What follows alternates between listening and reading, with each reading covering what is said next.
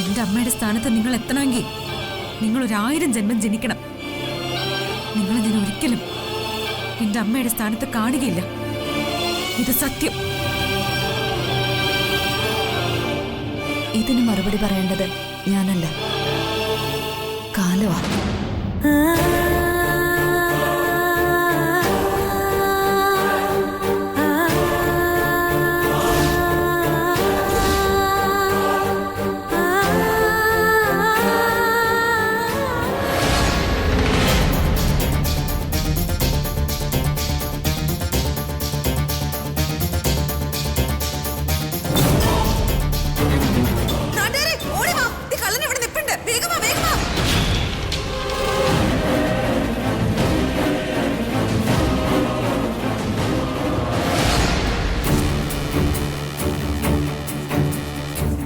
പോലീസിന്റെ ചെവി അടച്ച് അടിച്ചത്, അതിനുള്ള കൂലി ഇവൾക്ക് കൊടുത്തേ പറ്റൂ.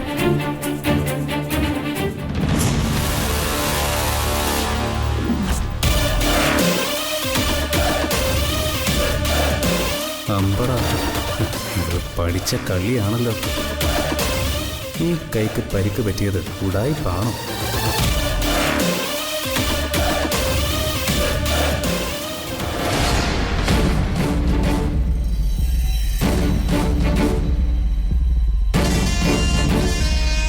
അമ്മേ, വരൂ, ആഹാരം കഴിക്കാം.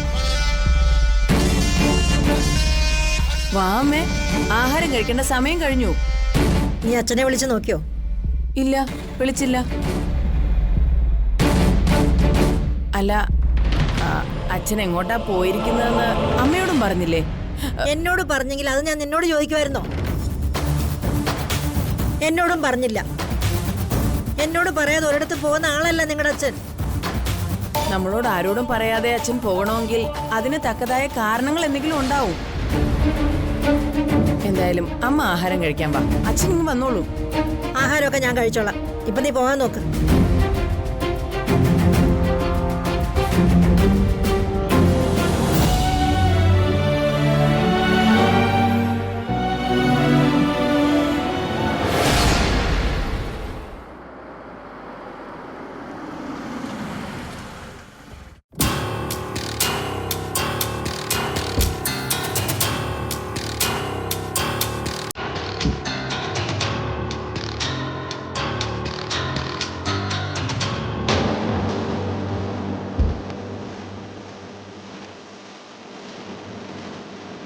എടാ സത്യനേശ, ഓ, നമ്മളിപ്പോ എവിടാ പോയത്? സബ് ജയിലല്ലേ? മുഖമടച്ചേനായിരിക്കും അങ്ങനെ പറഞ്ഞ. നീ മണ്ഡലത്തരത്തിന് ഡോക്ടർക്ക് കിട്ടിയവനാണോ? അതുകൊണ്ടാണ് അതിനോട് ഞാൻ ചോദ്യം ചോദിച്ചത്. ഇവിടെ പോയി എന്ന് ചോദിച്ചാ ഞാനെന്ത് പറയണം? എന്തു പറയും? അതിപ്പോ എന്ത് പറയണമെന്ന് അങ്ങ് പറഞ്ഞാ മതി. എന്റെ ഒരു സുഹൃത്ത് മിസ്റ്റർ ഗോവിന്ദൻകുട്ടി മേനോനെ കാണാൻ പോയി എന്ന് പറഞ്ഞാ മതി. ആ, അങ്ങനെ പറയാം. ആ, ഈ ഗോവിന്ദൻകുട്ടി മേനോൻ സബ് ജയിലില്ല, അദ്ദേഹത്തെ കാണാൻ ജയിലിൽ പോയിരുന്നു എന്ന് പറയാം. അങ്ങനെ പറഞ്ഞാൽ നിന്നെ ജയിലിലാക്കും. മരക്കഴുതേ, നീ എന്നെ ടൗണിൽ ഓവർബ്രിഡ്ജിന്റെ അവിടെ കൊണ്ടുവിട്ടു. മറ്റൊരു കാർ വന്ന് എന്നെ കൂട്ടിക്കൊണ്ടുപോയി. ഓ ശരി. ഇതിന്ന് ഒരു വാക്ക് കൂട്ടിയോ ഒരു വാക്ക് കുറച്ചോ പറഞ്ഞ ആദ്യം നിന്റെ ജോലി തെറിക്കും. പിന്നെ ഒരു ചവിട്ടേറ്റ് നീ പുറത്തേക്ക് തെറിക്കും. മനസ്സിലായോടാ? മനസ്സിലായി. ഒരു വാക്ക് മതി, ഒരു വാക്ക്. ഒരു കുടുംബം തകരും. അറിയാവോ നിനക്ക്? അറിയാം. അറിഞ്ഞാൽ നിനക്ക് കൊള്ളാം.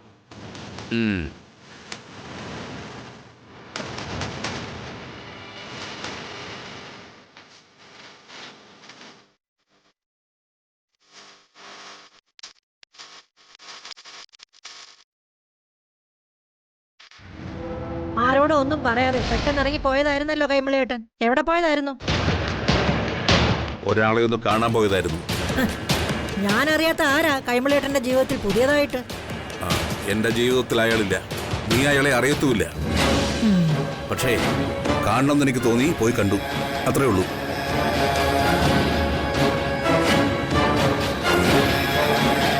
മാറടി അങ്ങോട്ട്.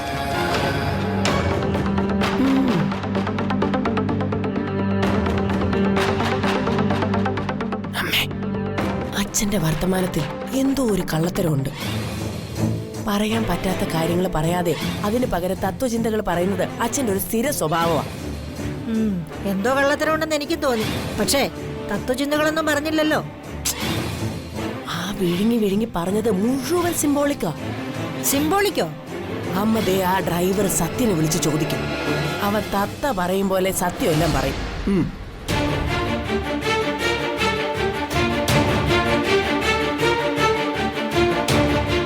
സത്യ, നീ വന്നേ. എന്താ മാഡം? നീ കൈമളേട്ടനെ കൊണ്ട് എവിടെ പോയതാ?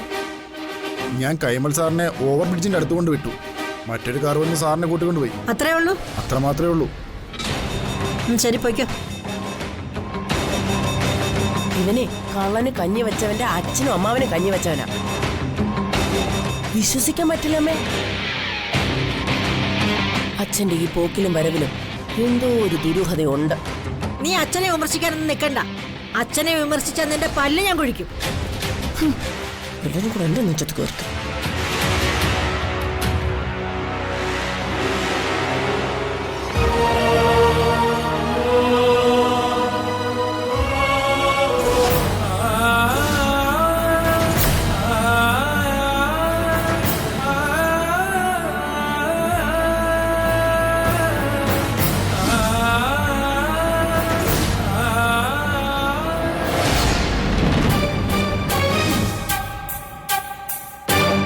ഞാൻ എവിടെ പോയി നിറിയാൻ ഇവിടെ എന്നെ വിടാതെ പിന്തുടരുകയാണല്ലോ.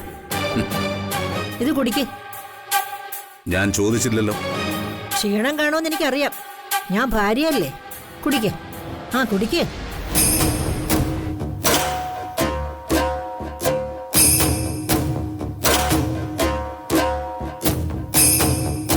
ഞാൻ നാണം കെട്ട് പിന്നെയും ചോദിക്കുക, എവിടേക്കായിരുന്നു പതിവില്ലാത്ത ആ യാത്ര? ഞാൻ പറഞ്ഞല്ലോ, എനിക്ക് കാണണമെന്ന് തോന്നിയ ഒരാളെ ഞാൻ കാണാൻ പോയി. ആരാ ഇത്രയേറെ കാണണമെന്ന് തോന്നിയ ആ ആള്? എന്താ രാജലക്ഷ്മി ഇത്? എനിക്ക് വേണ്ടപ്പെട്ട ഒരാളായിരുന്നു അയാൾ പണ്ട്. ആ വേണ്ടപ്പെട്ട ആളിന് ഒരു പേരില്ലേ കൈമളേട്ടാ? എന്റെ ജീവിതത്തിൽ എനിക്ക് ഓർക്കാൻ ഇഷ്ടമില്ലാത്ത ഓർമ്മകളെ തട്ടിക്കുടഞ്ഞിട്ടിട്ട് നിന്നെയും എന്തിനാ അതിലേക്ക് വലിച്ചഴക്കുന്നതെന്ന് തോന്നി. കണ്ടോ കണ്ടോ, അച്ഛൻ സത്യം തുറന്നു പറയാതിരിക്കാൻ തത്വജ്ഞാനം പറഞ്ഞു തുടങ്ങി. കൈമളേട്ടൻ എന്നോട് ഇതേവരെ കള്ളമൊന്നും പറഞ്ഞിട്ടില്ല. ഇപ്പൊ പറഞ്ഞത് കള്ളമല്ല, നീ വിശ്വസിക്കും. നിങ്ങൾ ആരെയാണ് കാണാൻ പോയെന്ന് എനിക്കറിയാം.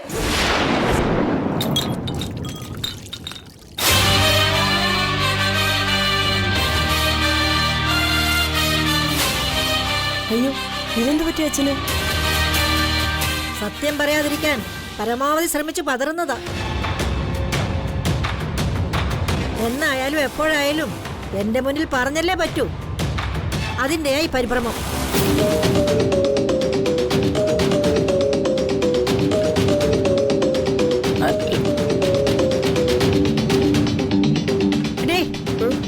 നീ ഇത് മുഴുവൻ വൃത്തിയാക്കിയിട്ട് വന്നാ മതി.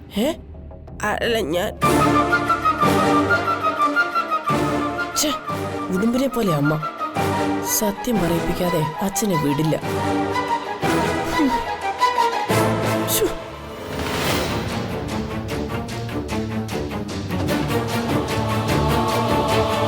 ഞാൻ പുറകെ നടന്ന് ഇങ്ങനെ ശല്യപ്പെടുത്തുന്നത് കൈമളിയേട്ടന് ഇഷ്ടമല്ലെന്ന് എനിക്കറിയാം. നിന്റെ ചില ചോദ്യങ്ങൾക്ക് എനിക്ക് മറുപടി പറയാനാവില്ല. അപ്രിയ സത്യങ്ങൾ പറഞ്ഞ് നിന്റെ മനസ്സ് വേദനിപ്പിക്കാനും എനിക്ക് പറ്റില്ല. അപ്പോൾ ഈ സന്ദർഭത്തിൽ എനിക്ക് നിന്നെ സഹിച്ചേ പറ്റൂ.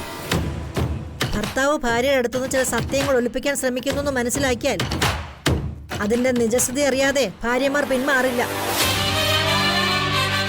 അത്തരത്തിലൊരു ഭാര്യയാ ഞാൻ. അതുകൊണ്ട് നേര് പറ, കൈമളേട്ടൻ എവിടെ പോയിരുന്നു? നേരെ ഞാൻ പറഞ്ഞു കഴിഞ്ഞു നിന്നോട്. അത് നേരല്ല എന്ന് അപ്പോഴേ ഞാൻ നിങ്ങളുടെ മുഖത്തുനിന്ന് വായിച്ചെടുത്തതാ. നിങ്ങൾ ജയിലിൽ പോയിരുന്നു അല്ലേ?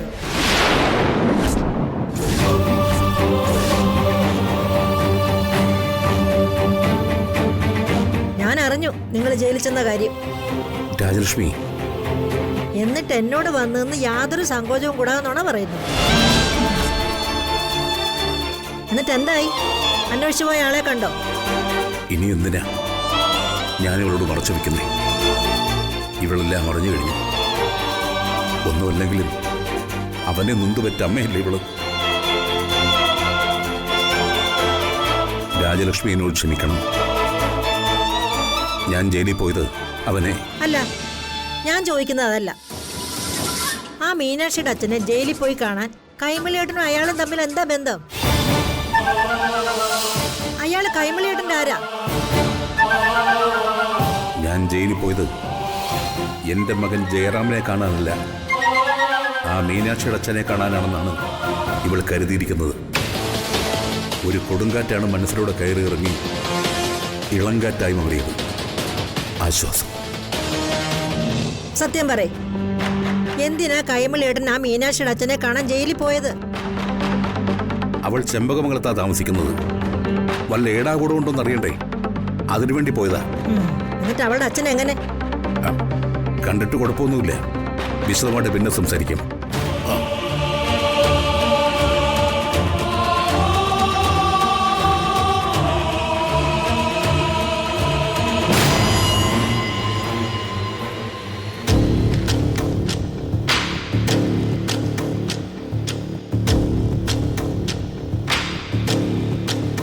ജയിലിലെ പൊതുവായ നിയമങ്ങളൊക്കെ അറിയാവുന്ന ആളല്ലേ നിങ്ങൾ? അതെ സർ. പിന്നെ എന്തുകൊണ്ട് നിങ്ങൾ ആഹാരം കഴിക്കുന്നില്ല? എനിക്കൊന്നും കഴിക്കാൻ കഴിയുന്നില്ല സർ. അതെന്താ? നിങ്ങൾക്ക് എന്തെങ്കിലും അസുഖങ്ങളുണ്ടോ? ഉണ്ടെങ്കിൽ പറയൂ, നമുക്ക് ഡോക്ടറെ കാണാം. ശരീരത്തിനല്ല അസുഖം, മനസ്സിനാണല്ലേ? അപ്പൊ കുറ്റബോധമുണ്ട്. ഇപ്പൊ മനസ്സിനെന്താ പ്രശ്നം? സാർ, എനിക്കെന്റെ മകളെ കാണണം, അവളോട് സംസാരിക്കണം. ഫോണിൽ സംസാരിച്ചാൽ മതിയോ? മതി സർ. അതിനൊക്കെ ഉള്ള സൗകര്യം ഇവിടെ ഉണ്ട്. അതിരിക്കട്ടെ, തന്റെ മകളിപ്പോ ഇവിടെ ഉണ്ട്? മകൾ എൻ്റെ വീട്ടിലാ സർ. ആരാ നിങ്ങളെ കാണാൻ വന്നിട്ട് പോയത്? അച്ഛനായിരുന്നോ?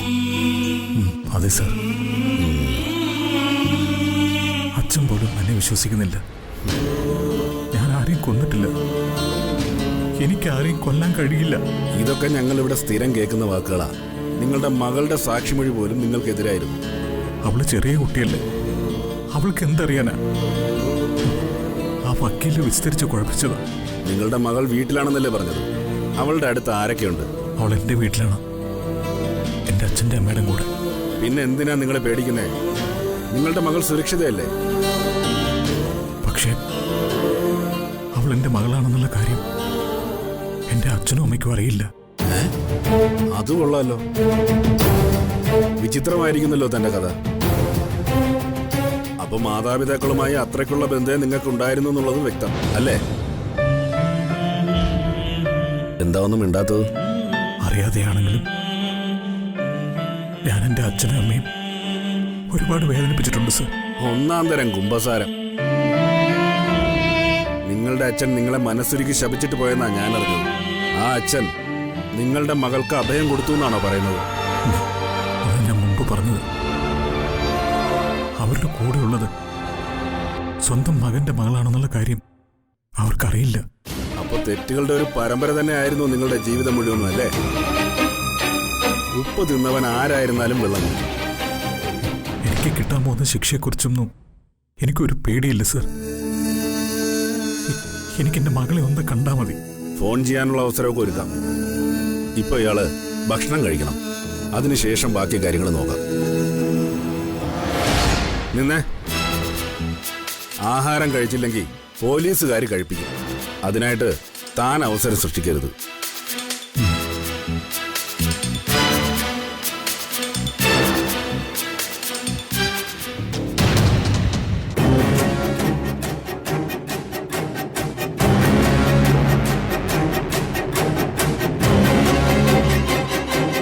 ഞാൻ ഇന്നലെ പറഞ്ഞതല്ല, ആ സ്ത്രീയുടെ മനസ്സിൽ അമ്പ് പോലെ തറച്ച് മുറിവേറ്റിട്ടുണ്ടാവും. അങ്ങനെ മുറിവേൽക്കട്ടെ.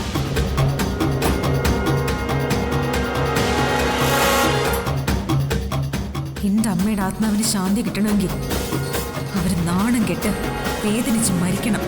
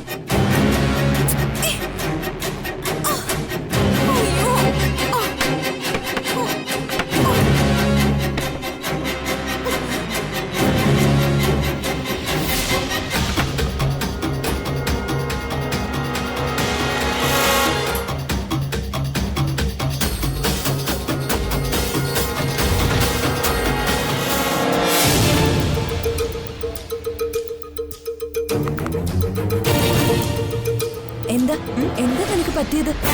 ഓ പറന്നെത്തിയല്ലോ പരുന്ത്. നീ എന്തിനാ നിലവിളിച്ചെന്ന്? ഞാൻ ദേ ആ കസരയിന്ന് താഴെ വീണു. കസേരയെന്നോ? അത് നല്ല കസേരയായിരുന്നല്ലോ. അതാരാ ഓടിച്ചത്? ആ എനിക്കറിയാവോ, നിങ്ങളായിരിക്കും ഓടിച്ചത് എന്നെ താഴെ വീഴ്ത്തി കൊല്ലാൻ. ആ എന്തായാലും എനിക്ക് നിങ്ങളോട് പ്രതികാരമുണ്ടെന്ന് നിങ്ങൾക്കറിയാം.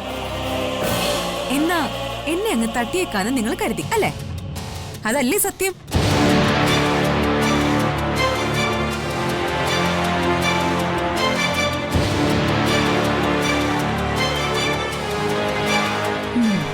ഇപ്പൊ നിന്റെ കൈക്ക് കുഴപ്പമൊന്നുമില്ലല്ലോ.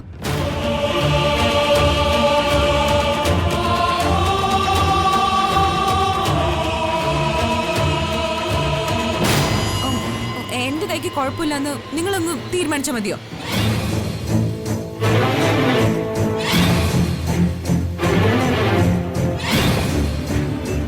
നിങ്ങളെന്താ എന്നെ സ്കാൻ ചെയ്യാണോ?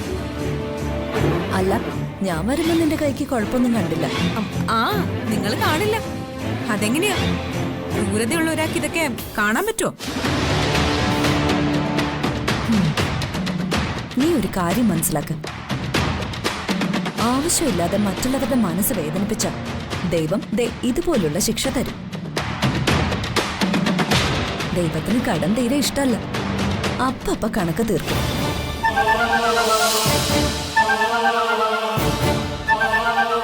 പിന്നെ എന്നുവെച്ചാ ദൈവത്തിന്റെ പ്രൈവറ്റ് സെക്രട്ടറി അല്ലേ ഇവര്?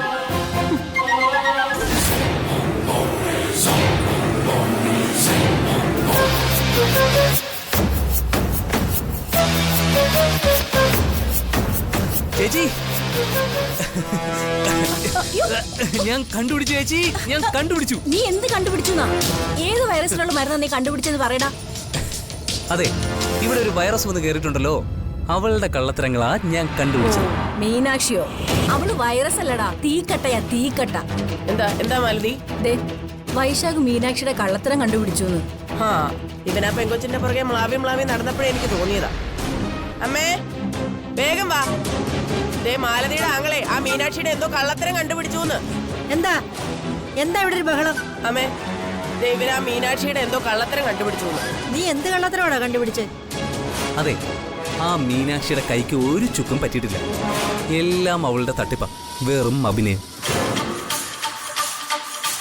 വെറുതെ ആരെങ്കിലും കൈയും കെട്ടി തൂക്കിട്ടുണ്ട് നടക്കൂടാ? നീ വെറുതെ നുണ പറയല്ലേ? എനിക്ക് നുണ പറഞ്ഞിട്ട് എന്താ കാര്യം? എല്ലാത്തിനും തെളിവ് ഇതിലുണ്ട്. എന്നാ ആ തെളിവ് ഇങ്ങോട്ട് കാണിക്ക്. അവൾ ഇവിടുന്ന് കൂടും കുടുക്കെടുത്ത് പോകുന്നത് കാണാനേ ഇവിടെ എല്ലാരെക്കാളും രസം എനിക്കാ. ഇത് കണ്ടോ?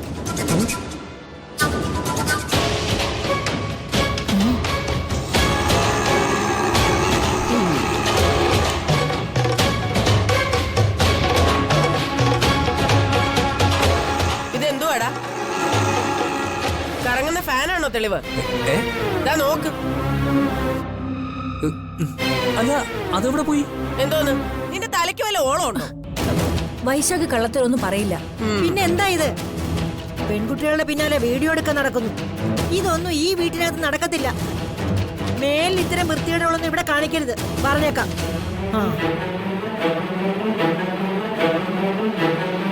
ഇവൻ തീ പിടിച്ച ആത്മാവിനെ പോലെയാ ഈ വീടിന്റെ അകത്ത് അലഞ്ഞു തിരിഞ്ഞു നടക്കുന്നത്. ചെറുപ്പത്തിലെ പഞ്ചകർമ്മ ചികിത്സ വേണ്ടി വരും. സാവിത്രി ചേച്ചിയുടെ നാത്തും കാണിച്ച പോലെ ഇവ ഇവിടെ നിന്ന് ആരെ അടിച്ചോണ്ട് പോകുന്നില്ല. വാടാ. എന്നാലും ഞാനെടുത്ത ആ വീഡിയോ. നിന്റെ ഒരു വീഡിയോ ഇങ്ങോട്ട് വാടാ. ആരല്ലേ പറഞ്ഞ ചേച്ചി? അവളെന്റെ ചങ്കിനിട്ടൊന്ന് തന്നിട്ടാണല്ലോ പോയത്. അവസരം കിട്ടും.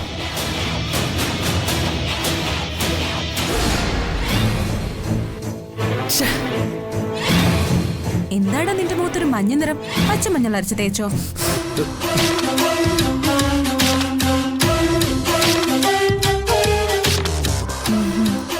നാണം കിട്ടി വിളറിയതല്ലേ? മതിയടി കളിയാക്കിയത്. നിന്നെയൊക്കെ കളിയാക്കിയില്ലെങ്കിൽ എനിക്കൊരു സ്വസ്ഥത കിട്ടത്തില്ല. എനിക്കിട്ട് വെച്ച പാര വട്ട ഒടിഞ്ഞു പോയല്ലേ? കഷ്ടം.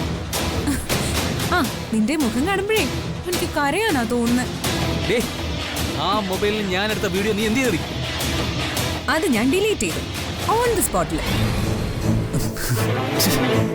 നീ പോയി നിന്റെ തരത്തിലുള്ളവരുമായിട്ട് കളിക്കും. എന്റെ കോട്ടിലേക്ക് നീ വരണ്ട. കേട്ടോടാ? വൈ വൈ വൈശാഖൻ. ആ പിന്നെ ഞാനതെങ്ങനെ കൈകാര്യം ചെയ്തു എന്ന് നിനക്കറിയണ്ടേ? പറയാം.